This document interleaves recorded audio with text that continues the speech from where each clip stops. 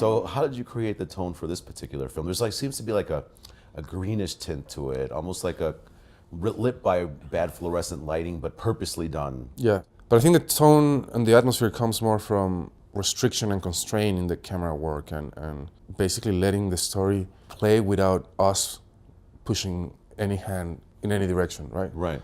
The premise of the film is particularly strong, and it could feel absurd, so it's not completely real. I think it's just more aseptic and uncomfortable, I would say. Yeah. Oh, I see what you mean. Like off-putting almost. Yeah. That reminds me kind of like the Deuce, the kind of the look that you did in the Deuce, which is another Maggie Gyllenhaal, Right. Project that you worked on. It's meant to throw you off. It's about prostitutes in New York, right? Like it's a period piece. Yeah. And you have that similar kind of like you created a tone. Yeah. It's almost off-putting but beautiful. I think we were trying to do that actually. It's like there was so much grit and the people in the streets, the trash, the smoke, all the broken light bulbs around and the falling wallpaper, the crooked stairs, and all that has an aesthetic, and I think it could be beautiful if portrayed in a certain way. Yeah. It's interesting that you mentioned these objects one by one, because I noticed by watching, especially that project, the Deuce, and what I know of Ozark, which I'm going to talk about too, you like telephoto lenses in a lot of situations. You like to be tight. Yeah. And you like to hide things. Yeah. Yeah. Is that purposely? Well, I mean, particularly on the Deuce, it was more of a technical trick. We had basically 2 blocks in Harlem that we were shooting for Times Square. Right. And obviously, the scope of what we could see was very limited. So we found out, I mean, it was kind of obvious, but shooting with longer lenses and just putting lights in the background, you could feel that you're there. The scope kind of feels bigger. Yeah. It compresses a whole world into the characters. Yeah.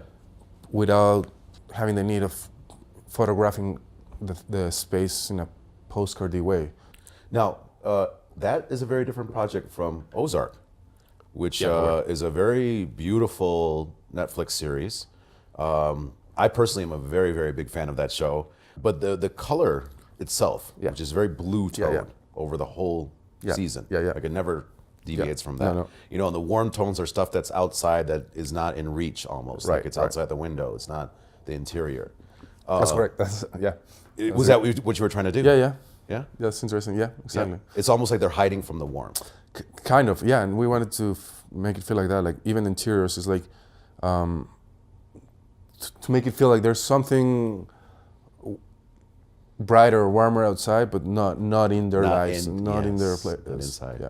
And I also noticed something. You didn't light practicals inside.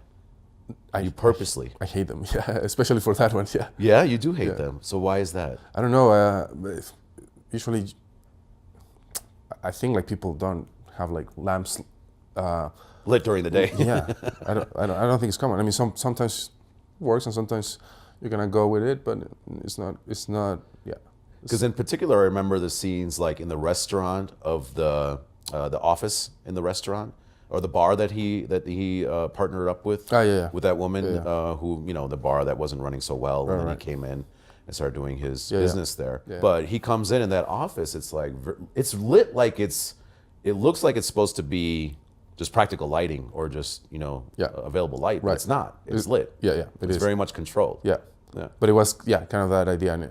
And that's funny because that was not a location. That was a set. We decided the ceilings are like 6.5 or less, super low, super tight, and we had no place to hide our lights. Right. So you had to throw them in from the window. Yeah, but on purpose. I mean, all of that was exactly. Okay. So you like to manipulate the tool to get what you want out of it. Very cool.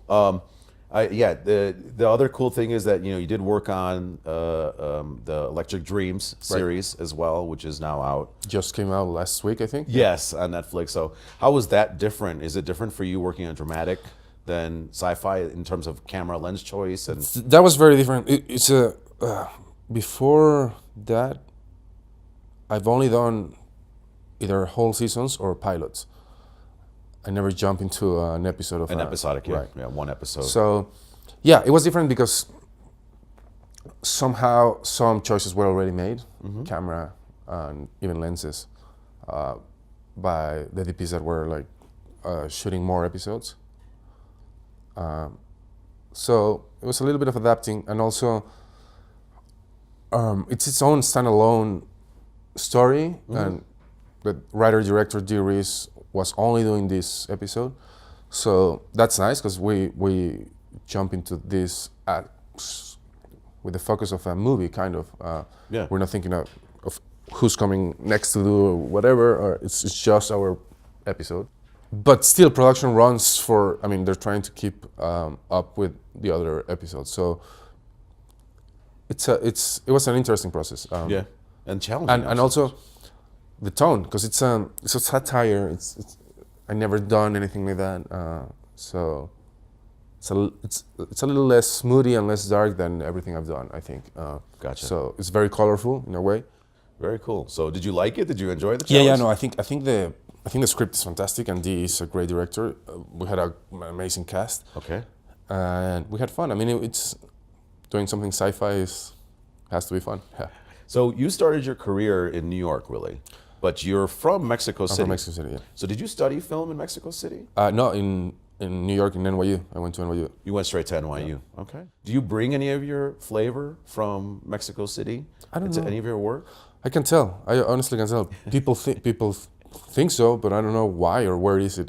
Probably gonna be a very generic stereotype, but there's a way of working in Mexico that could be on its worst version is like it's poorly planned, or I think it's more open to improvisation and just seeing what you actually have. And I see it whenever I go back to Mexico. I see how my crew works, and it's a little bit like that, and they're like much more open to changing things. Right. They have less planning. So it's one for the other, but I think maybe that is still a little bit with me, I guess. Maybe. What is, let's say, and I've been asking everyone this, like, what is your next dream project as a cinematographer, so cinematography-wise? What would you love to do? Like, what would a project that would really turn you on? Interesting. I did a Quarry, which was a show that we did 8 episodes with the same director. Okay. Same DP, and we shot the whole thing cross-border. So it was like basically like a 8-hour movie, how we shot it. Yeah.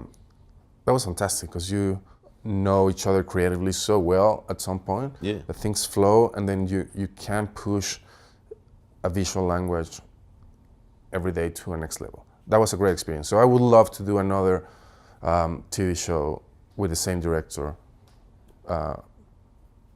6, 8, 10 episodes. Yeah, like one long series and just be on every episode. Yeah. Oh, very nice. Fantastic. It's physically exhausting, but of course. But I think creatively it's super gratifying to get to build that trust and language with the director and the crew and the actors and yeah. So, but congratulations. You know, we wish you the best. We want to, see you do a lot of great things. Thank you very much. Yeah, and thank you so much for coming.